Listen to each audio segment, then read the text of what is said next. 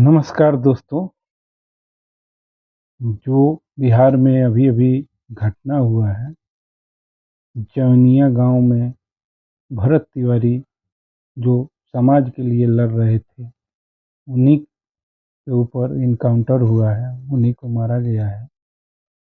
तो इस पे एक कविता लेकर आया हूँ।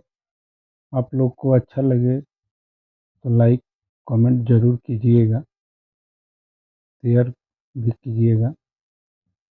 प्रशासन न दुशासन से, प्रशासन न दुशासन से चलत बिहार बा। प्रशासन न दुशासन से चलत बिहार बा। चोरी घूसखोरी बेईमानी के बाजार बा। प्रशासन न दुशासन से चलत बिहार बा। भरत जैसे लोग इनकाउंटर में तैयार बा। भरत जैसे लोग अब इनकाउंटर में तैयार बा।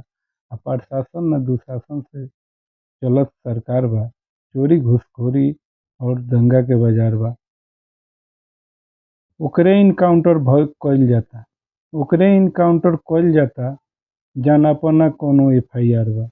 ओकरे इनकाउंटर कइल जाता जौना पर ना कोनो एफआईआर बा। प्रशासन न दुशासन से चलत बिहार बा। चोरी घूसखोरी और दंगा के बाजार बा। भरत जैसे लोग अब इनकाउंटर में तैयार बा।